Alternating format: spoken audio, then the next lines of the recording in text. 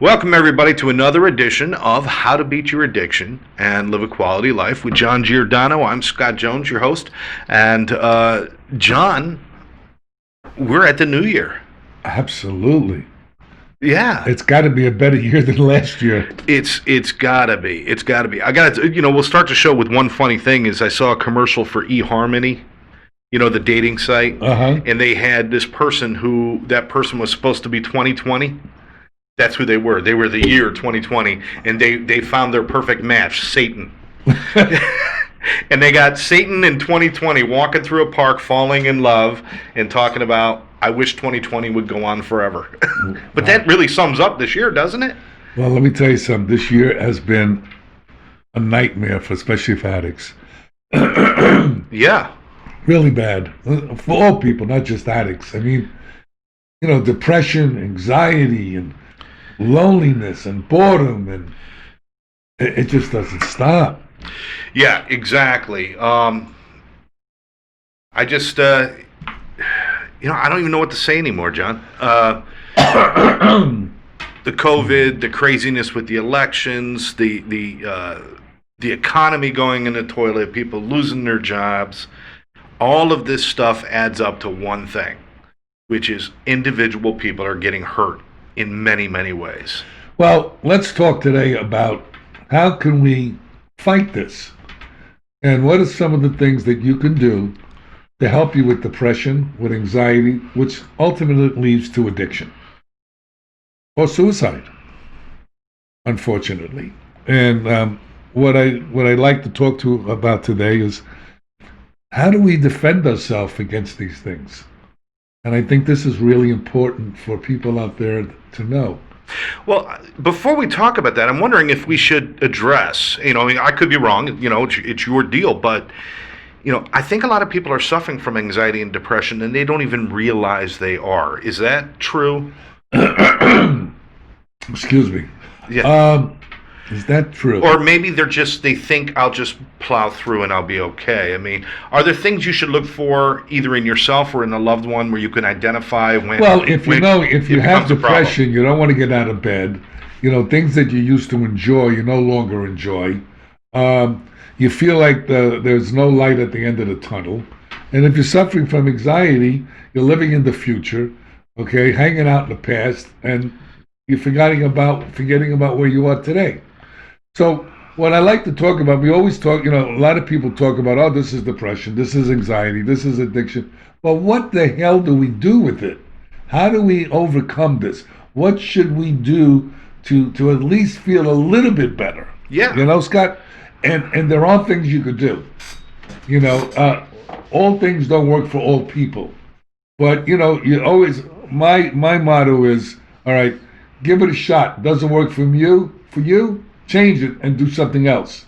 But don't just sit there and do nothing, because nothing is a decision. Okay? You have to make a decision, either get well or to stay sick. And that is a decision.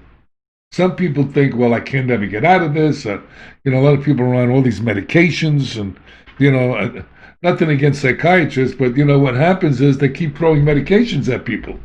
Okay, oh, this is not working, do more of this. Oh, that ain't working, do it. It's a guessing game.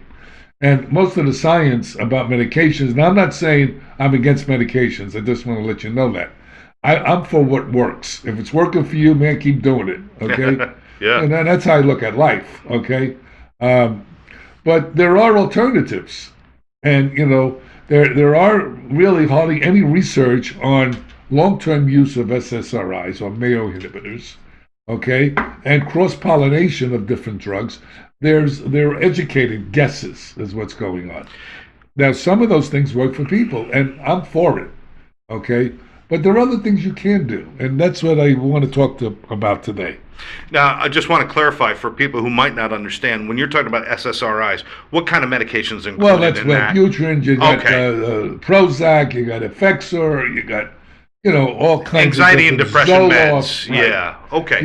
Just want to make sure everybody understood that, and I agree with you, John, 1,000%. If you were in a crisis situation, if medication is what you need, then that's fine.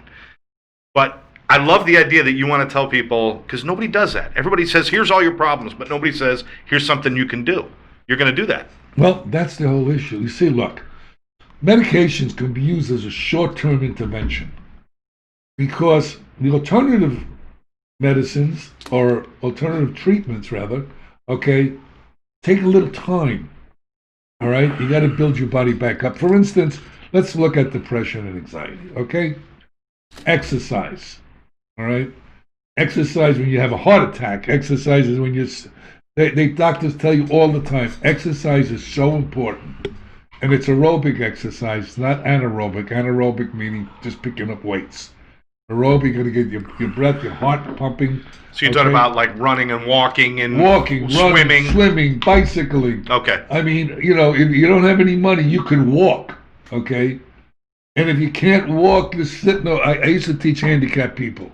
All right, guys in wheelchairs, people that were blind, people, and you could just punch right where you are. You could do jumping jacks in a wheelchair, believe it or not. Okay, just moving your arms around, getting your heart rate up. When you do that, the chemicals in your brain and your body change. All right, and what happens is that you create serotonin and dopamine, which is your feel-good drugs. Okay. Okay, so exercise is paramount because, first of all, what it does, okay, it alleviates stress and raises dopamine. Most people don't know this, and serotonin. Okay, so that's one of the things that you can do. Another thing that you may want to consider doing is taking care of your gut. I talked about it on earlier shows, and a lot of times people discount it because it sounds too simplistic. Okay, the bottom line is if you don't take care of your gut, okay, you don't produce the proper amounts of dopamine and serotonin because that's where it's produced. And it goes up what is known as your vagus nerve, which comes up the side of your head into your brain, okay? And that's where the brain-gut axis is, that connection.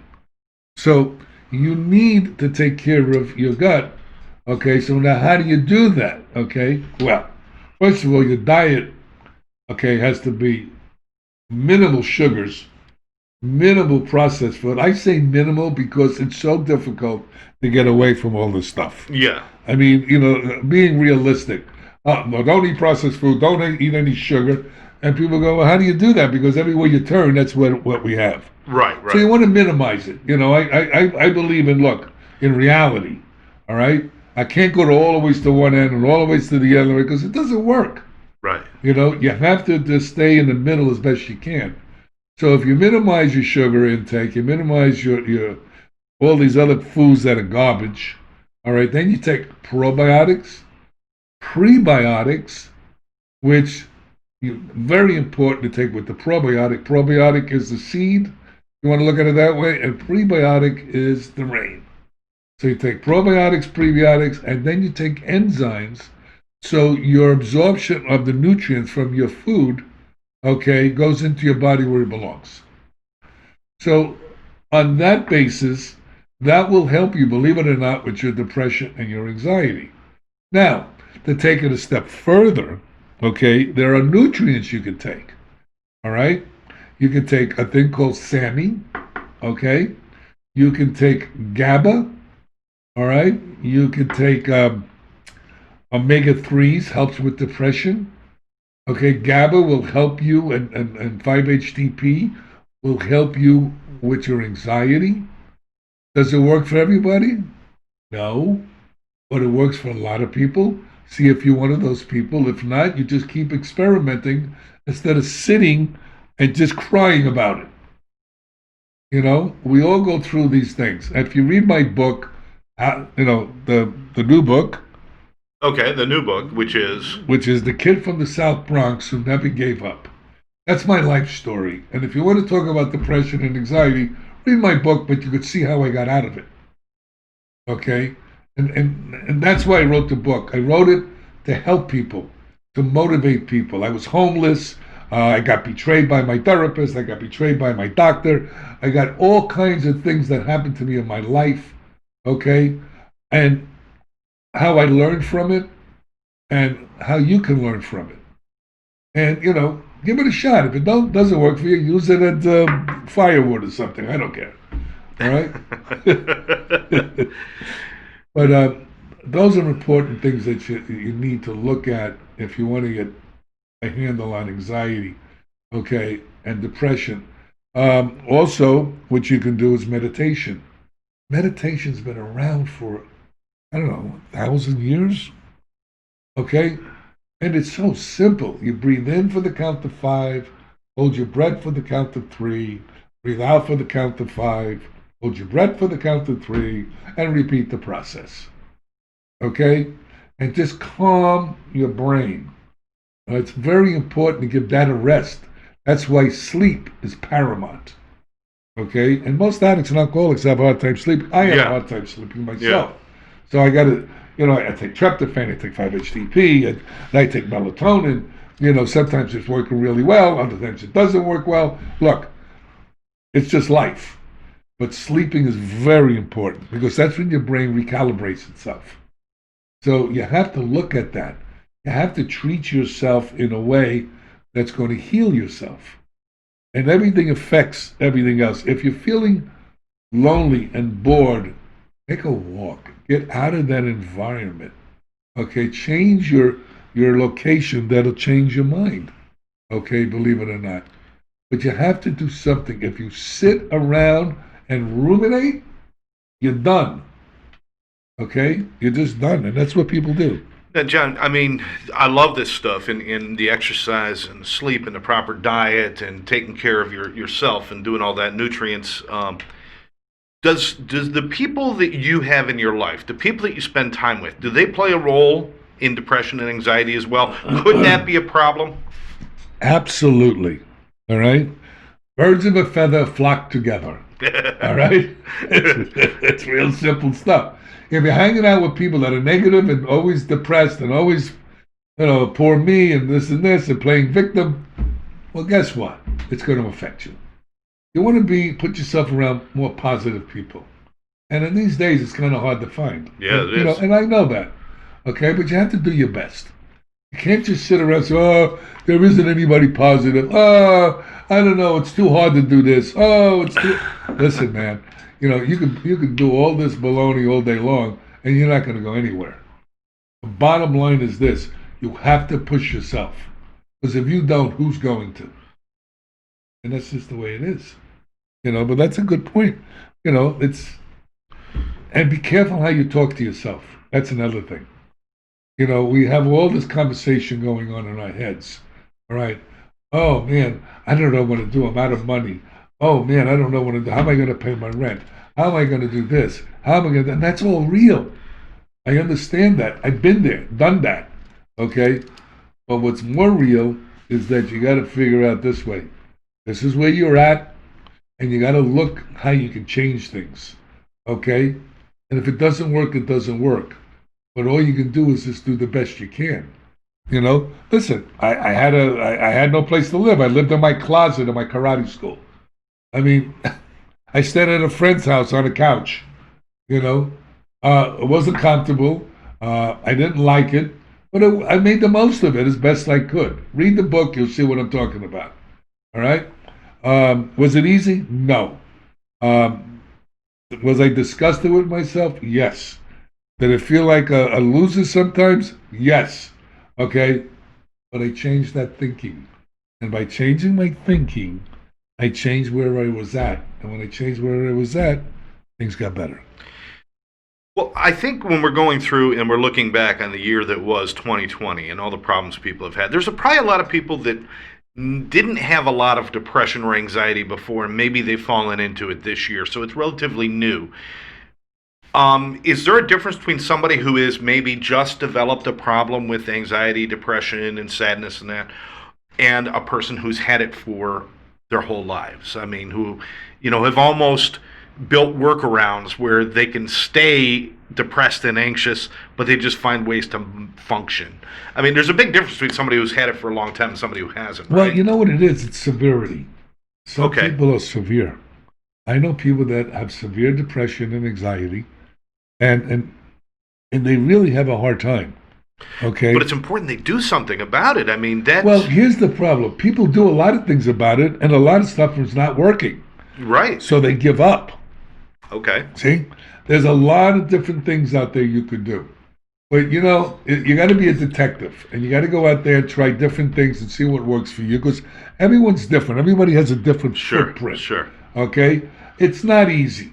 I'm not here to say, oh no, yeah, do this, do this. No, it's not easy. Okay, but it's a lot easier than sitting and not doing anything. Look, if your medications are not working and you've been changing stuff around, do alternative stuff. Do what we're saying here today. Give that a shot, but you got to do it for a little while. You can't do it for 2 days and go, oh, it's not working. Everything's a process.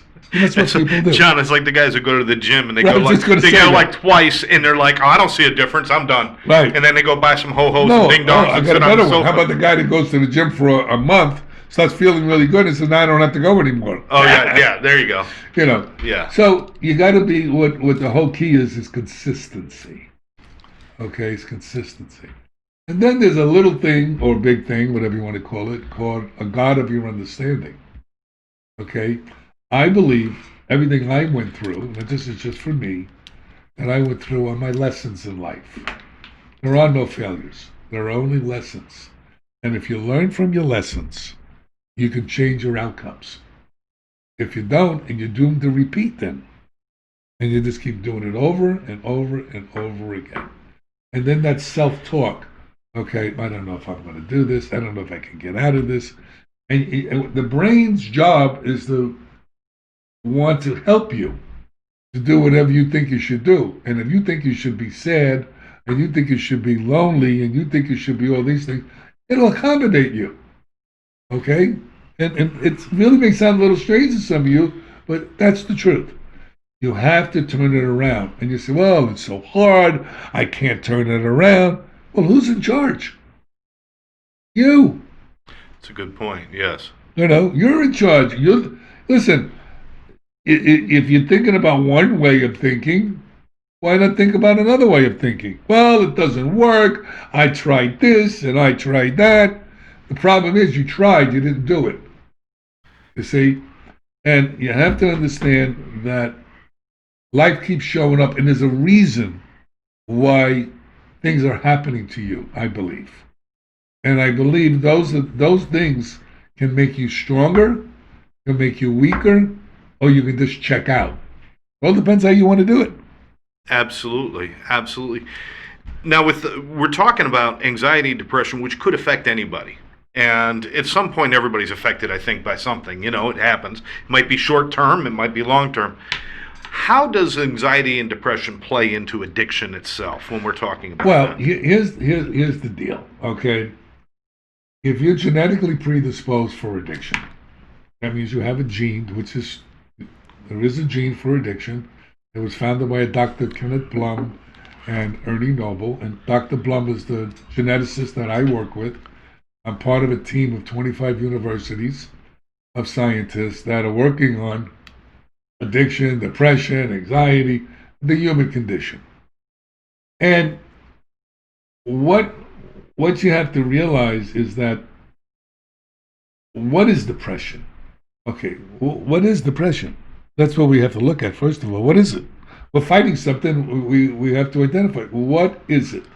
Okay, so to me, it's real simple. It brings you to a state of mind that you feel like everything is on top of you, coming down on top of you, that you just can't get out of where you are, that the world seems dark, okay, that everything seems bleak, and no matter what you do, it doesn't seem to work.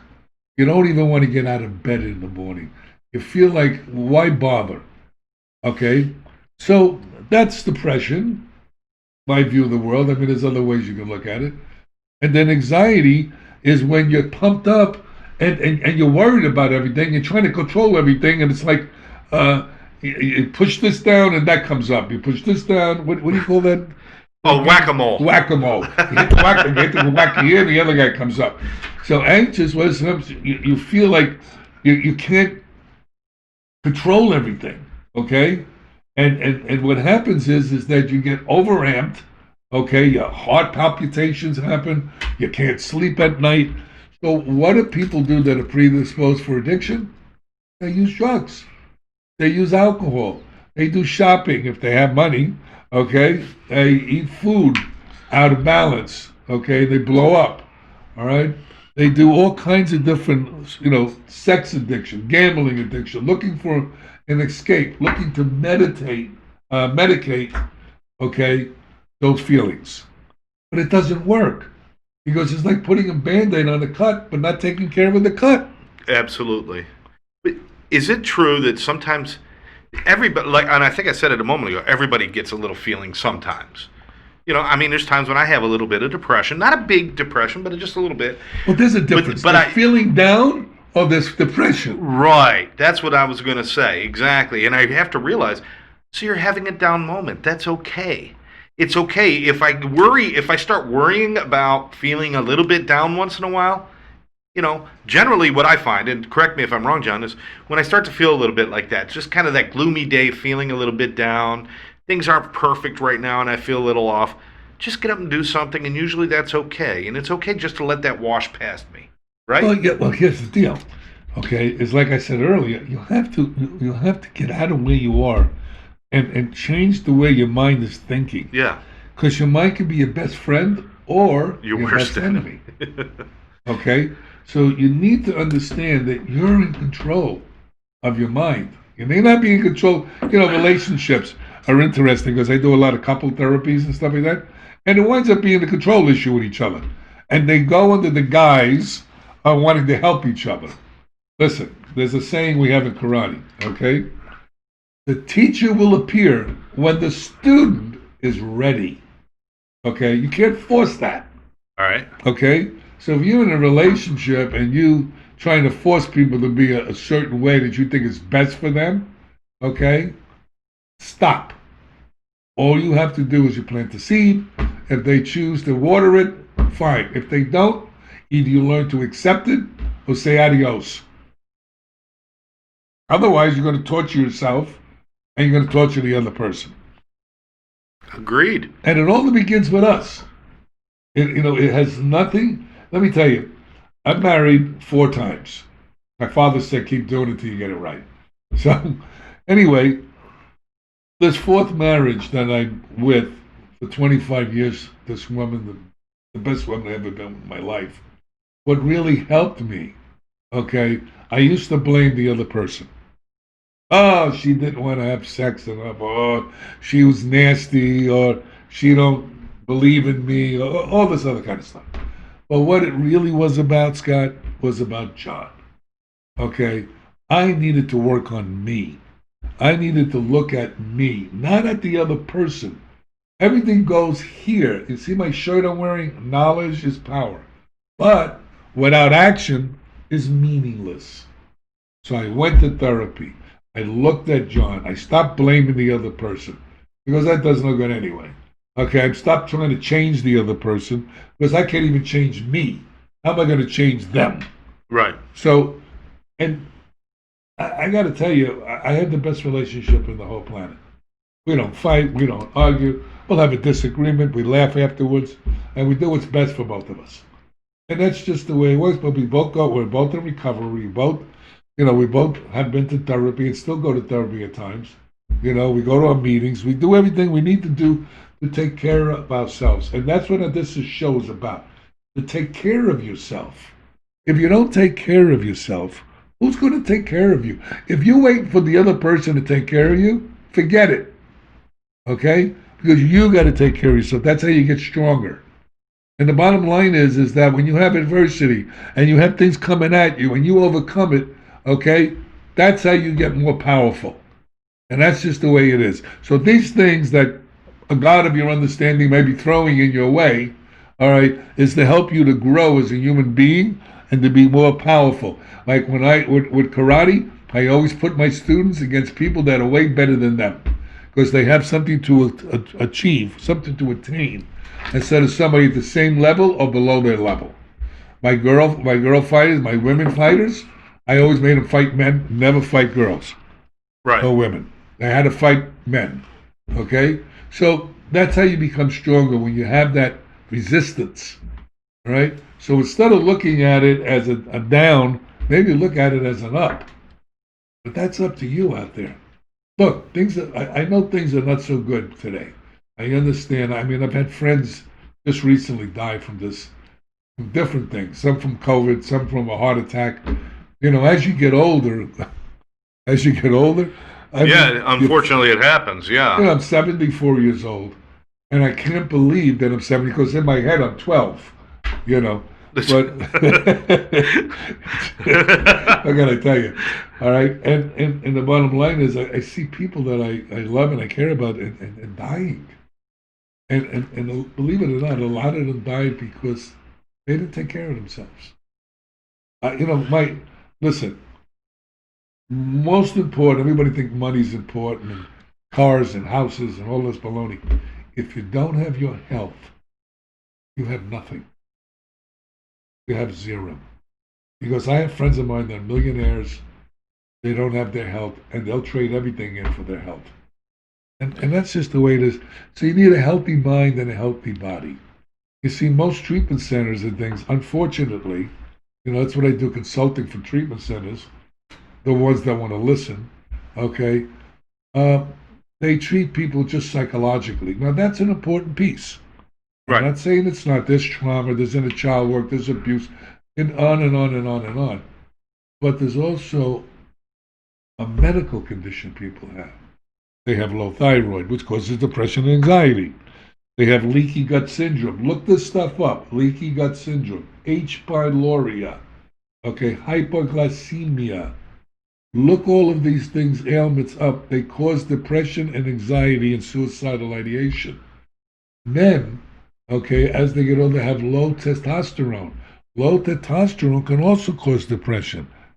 See, it's not just psychological. You may think it's because you lost your job and this, and that might be a piece of it, but you also may have other conditions that are contributing to that.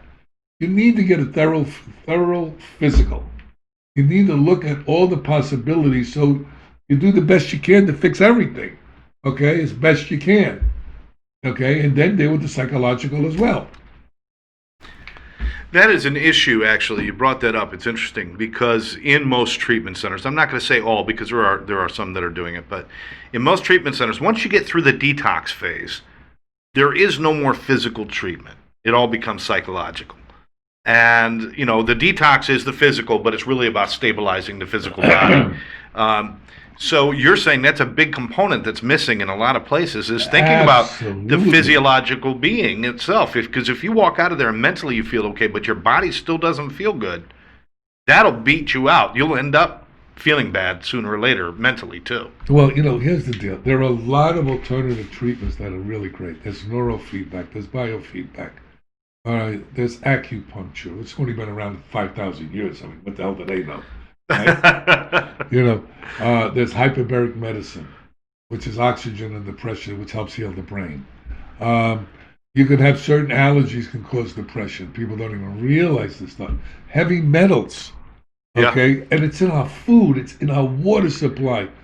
Messes with neurotransmission in your brain. In other words, your brain doesn't function optimally. It can look like, believe it or not, bipolar disorder, attention disorder, attention hyperactive disorder. So it can have all these appearances. And usually what we do is, here, take this medication. And it's not the medication that they need. Okay? They need to chelate these heavy metals out of their body. There's so many things that we're not looking at. That's why what I did, I got tired of going around in a circle with, I was lecturing at all of these treatment conferences. And I decided to get out of there, and I was blessed to be with a bunch of scientists, and I lecture at neuroscience conferences. I did Taipei, 40 countries. I did Chicago. There was about 50 countries, and Baltimore, and Budapest I was in. And I also learned from them, and they learned from me. And they didn't even think the way I was thinking. They go, we never thought of that, because a lot of them approached everything just psychologically. Okay, oh, they got PTSD. Oh, they got this, they got that. But what are the chemicals in the brain? What's going on with the body? Is anything else contributing to this? How do we prevent this stuff? How do we help it? You can't just treat the head. Well, if you're only going to treat the head, then leave the body home. I think they're connected. Remember, this is a system, okay? It's not individual pieces. It's a system. You move one piece, you move nine. And what people have to realize, our planet is a system. We're destroying the rainforest. It's affecting us on the other side of the planet. Yeah. Everything that happens on this planet affects the whole planet. And people don't realize that. They're not thinking that way. All right? And remember, psychiatrists and mental health and therapists, they're taught a certain way. They have a cookbook, I call it. They need to expand their knowledge base. This is the 21st century. All right? Things are different. People have telephones. I remember I used to have a beeper, and I had a whole bunch of change in my pocket. I used to go run put quarters in the phone booth, right? But now you have cell phones. And now you have computers. Okay? So everything is different today. So either you come up to the 21st century and learn how to deal with all this stuff, or you stay behind. And it's not a good place to be. Well, you mentioned therapists and psychologists and psychiatrists and all the people you might go to if you have some problems with depression and anxiety or addiction or whatever. And you said they got a little cookbook. They work a certain way. Not everybody's a good fit for everybody. So if you go somewhere and you're not feeling it, it's okay to go somewhere else, right? Absolutely. You want them to look around. People will research their mechanics for their cars more than they research doctors and psychiatrists. Well, here's the deal. There are wonderful psychological approaches that people have.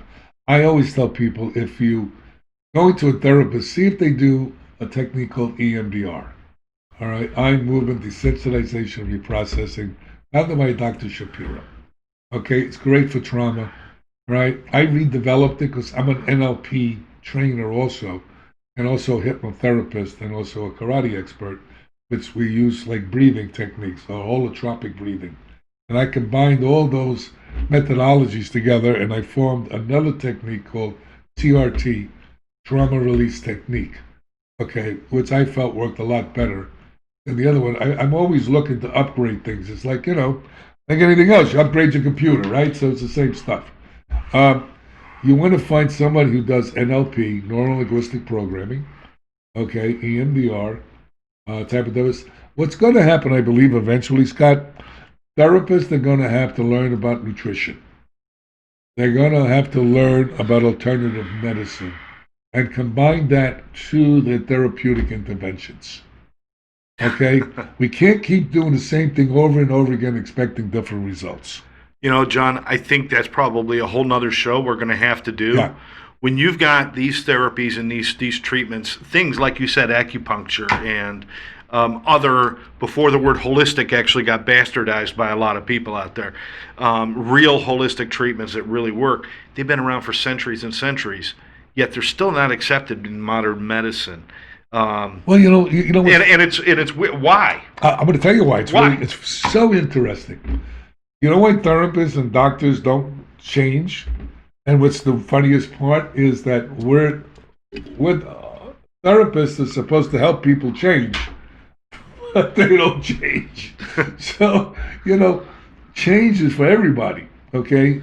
We have to be updated constantly. There's science being... I'll give you an example, all right? I've been doing hyperbaric medicine for, 15, 20 years? Yeah. All right, for addiction. And everybody's going, what is he doing? What is that? Hyperbaric medicine, oxygen. It's used for the bends, and now it's used for wound healing. And now they're finding out it's good for traumatic brain injuries. And, Yeah. all these years, everybody used to laugh at me, and now the VA is using it, okay, for treating addiction and treating TBI cases, traumatic brain injury cases. But here's another funny part, okay, that I'm into stem cells. I also lecture about stem cells and exosomes, and that's a whole other show. They found out in Israel, they did a peer-reviewed study in a medical journal.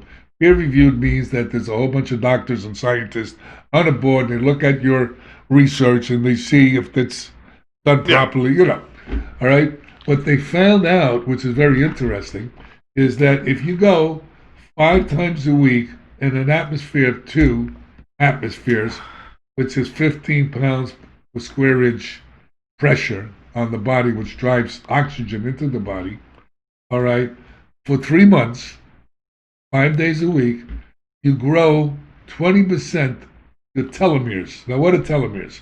Telomeres is the measuring tool, okay, that tells you how old you are biologically, not chronologically. I'm chronologically 74, but biologically I could be 54 or 84. Depends on how they measure it. And as you get older, the telomeres get shorter. They found out that they can increase the telomeres 20%. What that translates to is you'll grow younger, not older. It's wild what's going on. That's crazy. Yeah, oh no, it's wild what's going on. And I'm into all this stuff because I love learning. I love changing. And the only way you're going to change is to do things differently. If you do the same thing over and over again, you're going to get the same results. I think that's fabulous, and I encourage you to keep watching us in future shows, because I'd love to spend more time. And John, we need to really talk about these things and alternatives that people can look for, and I want to do that with you. But for today, the word of the day was anxiety and depression. Right. And you gave us a lot of great tips on how to get out of it and everything else. I mean. What do you want to say to somebody? Because we're coming to the end of the show here, but you got somebody sitting on the sofa with a bag of Doritos, watching Oprah all day, feeling sorry for themselves and feeling very sad. Not just, and it's very deep in them, that sadness, that depression. What do you want to say to them? When the Doritos are done, get off your butt, get out of the house, and go for a walk. You make sure they finish the Doritos first. Yeah, go for the walk. What's the worst that can happen? You never want to take anybody's Doritos away. No. You don't want to lose a limb. No, that's great. Get up and do something. Get up, get away from where you are. Go to a Zoom meeting. Go do something, okay? I always encourage people, put happy music on. Put some good music on, happy music. Turn the TV off. Stop staring blindly at the TV. Well, you know what's interesting? Put some music on, and when you're walking around your house and doing your dishes, have music playing. You'll find yourself dancing while you're doing things, and you don't even want to, but you do. That's an excellent point. Sound, okay, we did research on sound, how it changes the chemicals in the brain. Like you're driving in your car and you hear a song, and either you're crying or you're laughing. Yeah. It all depends on how that song is attached to your experiences. So what you're saying is true. Bring some upbeat music, okay? And listen, stuff happens. So you are where you are. Enjoy where you are, where your feet are. Look where your feet are, because that's where you are. Okay? Stop living in the future and stop living in the past, because all you got is now. And that's it. That's it. Now, John, again, get out there and get moving. But before we leave, I want to remind everybody, if you go to John J. Giordano, that's the letter J, like his middle initial, johnjgiordano.com. You can learn a whole lot more about this stuff, find ways to get in touch with John. And also, I encourage people to go out and pick up your newest book. Oh, absolutely. Pick it up. I mean, I'm getting such good feedback. We're looking to possibly make a Netflix out of it, which I'm hoping. We'll see. I'm talking to some producers and stuff. I really I think Al Pacino should play you. Absolutely. That's it. I wrote this book to really help people. I'm so tired of losing friends and and things like that. It'll possibly help motivate you. And the feedback I've been getting is that a lot of people, it's like the book is also, besides about my life, being homeless and then turning $300 into $45 million. And I never thought I would do anything like that in my entire life. But I had great partners and had a great team. And Scott was part of the team also, and Karen. And we just grew and we did it. And I'm writing a book about that and how you can change your life. But right now, you can go on Amazon. Can they buy it through your site? No, you can buy it on Amazon. Amazon. And the name of the book again was? The Kid from the South Bronx Who Never Gave Up. By John Giordano. So make sure you check that out. And of course, his other book, which is How to Beat Your Addictions, Live a Quality Life, which is, the namesake of this show. But But John, I appreciate your time, brother. Hey, Scotty. As always, man. Love you, baby. Love you too. Ladies and gentlemen, thanks for joining us right here on How to Beat Your Addiction, Live a Quality Life And tell with John other Giordano. people about this podcast. Yeah, share it with your friends. Make sure you like us on YouTube and everything, and set your alarm so that when future shows comes out, you'll get your notifications. But really share it with people, and on the YouTube channel, give us some feedback. You could leave some comments if there's something that you would like to let us know, and certainly go check out johnjgiordano.com and find out more about this man sitting to my left here. Thanks for joining us. We'll catch you next time. Bye.